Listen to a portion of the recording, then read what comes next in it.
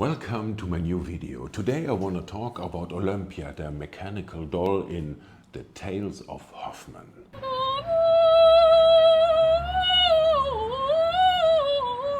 The Tales of Hoffmann is a fantastic fairy tale opera based on the short story The Sandman by E.T.A.Hoffmann, composed by Jacques Offenbach, who, as Hoffmann as well, was German. Normally, when two German artists are working together, you would expect a result with a slightly depressing and kill me now atmosphere, but not this time. Tales of Hoffmann is a funny, surprising and, in a good sense, strange opera.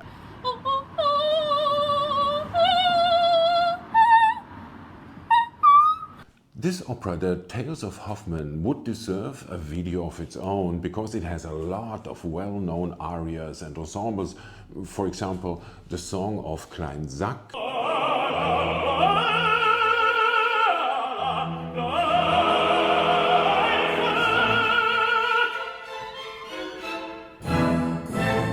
the Barcarole,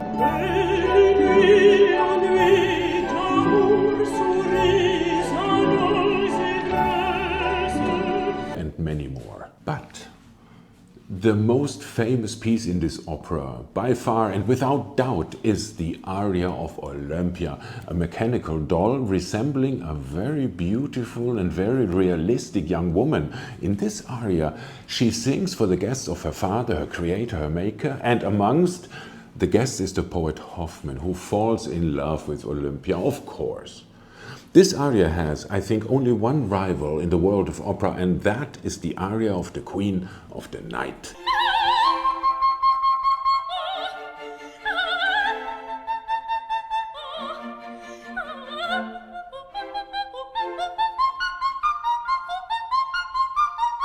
Both are breathtakingly spectacular and darlings amongst opera fans around the world. The thing about directing or choreographing Olympia's aria always is, what kind of strange doll-like movements can we make the soprano do? In what kind of strange environment? So in the end, it's like a competition who can be stranger, and not a competition in what can we find underlying the obvious. And that's fine. It is joyful to watch, and I admire the virtuosity of those amazing sopranos. Have a look.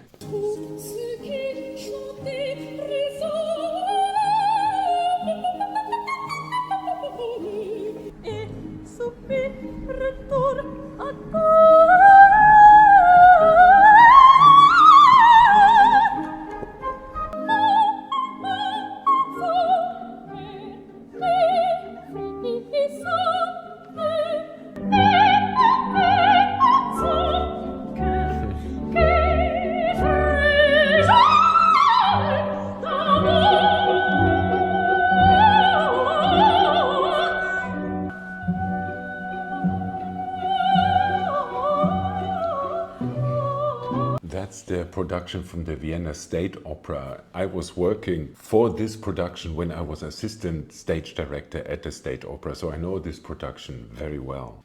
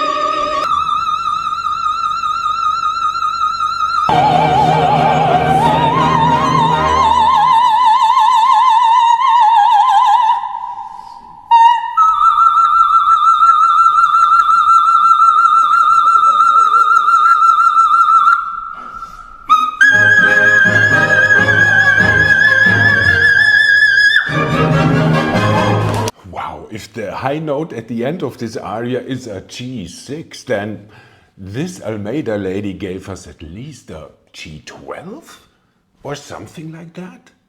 Whew. Astonishing, isn't it? So why should you want to watch this aria performed in a different way ever?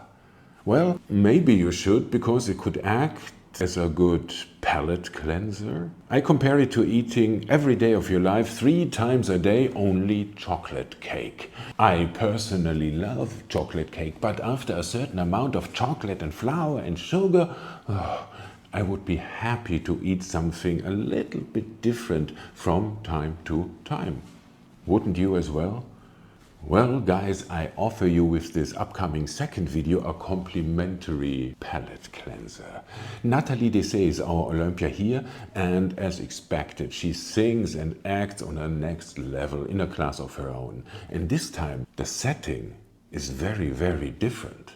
If the other productions you have seen have been spectacular and colorful and loud, this one is very intimate and touching and simply beautiful, in my opinion. So please keep an open mind.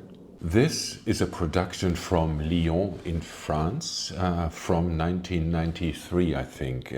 When watching this video, please observe the extras on stage. I mean, Natalie Dessay is wonderful. Well, yeah. But the extras, they act in such a restrained and minimalistic manner, extremely impressive, and so many touching moments. Okay, I will shut up for now.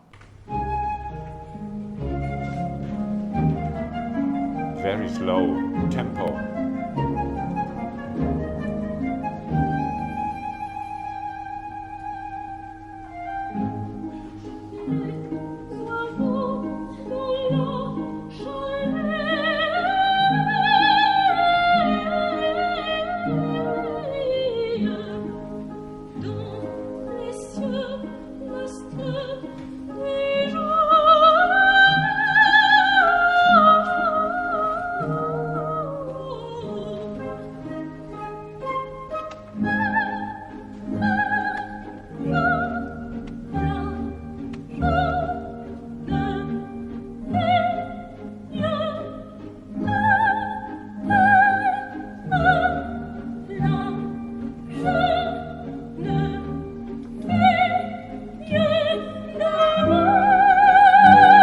This probably is the poet Hoffmann, and he seems to write down the words Olympia is singing in order to use those words later for his poetry, I assume. And I don't know if he's also a patient in this, let's say, institute, asylum, whatever, or a visitor, or I don't know.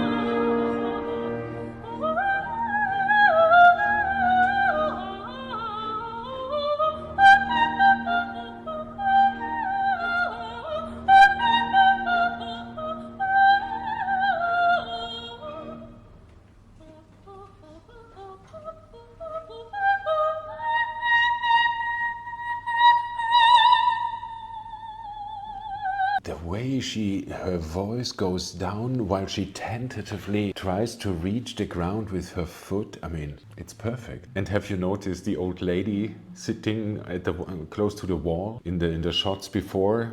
How she was smiling all the time. What a sweet, sweet grandmother type. I love her. She is fantastic.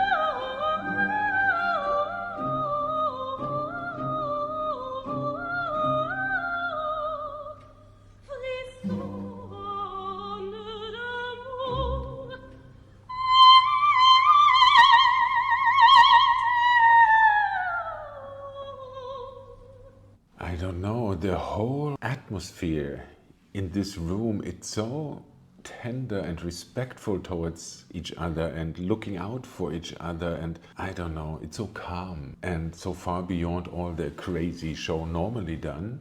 So it's different. Is it better? I don't know, but it's absolutely inspiring, I think. And as I mentioned before, all the extras, nobody's ever breaking character, huh? They are really played low key. They don't want to steal the thunder, so to say, of Olympia. Great.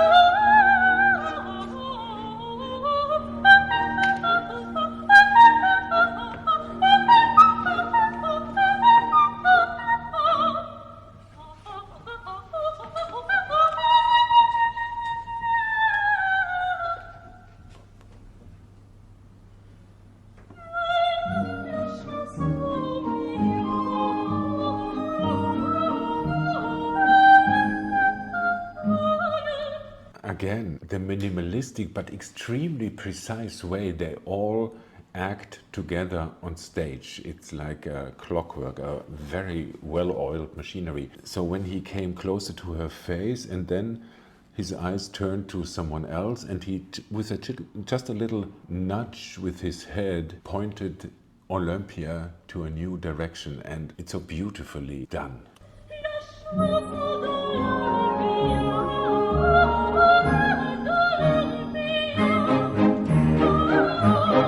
And again, it's not easy to act like that when you should act surprised or startled, and not to overdo it like what? Like that.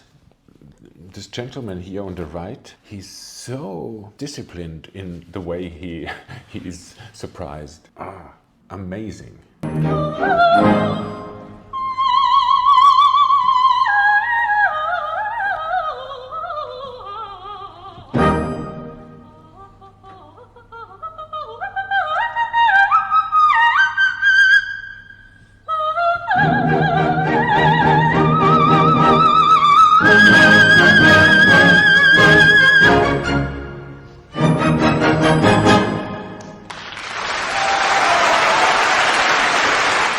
I don't know, when I look at those people in this room, strangely, I would love to be a part of this group. Everything seems to be okay. Everybody loves everybody. It's lovely. It's lovely. And I told you that this would be different. Huh? The concept to place this opera in some kind of asylum, asylum, makes sense to me. The whole atmosphere has something of a Strindberg play, you know? And I really like that it has not been overdone, that they didn't do a full-blown version of One Flew Over the Cuckoo's Nest. Instead, they gave us more of a hint about what their intention was and let us, the audience, come to our own conclusions, and I kind of like that. Well, I hope you enjoyed both approaches to this spectacular aria. I guess there are times when we enjoy watching a big show situated in an opulent setting and just want to be entertained exactly the way we expected the show to be. But opera is a big tent and there's enough space in it for all kinds of interpretations, and that's a very good thing. Thank you for following me on this journey into the surreal today. I hope you enjoyed it, and I will see you again next time. Until then, take care and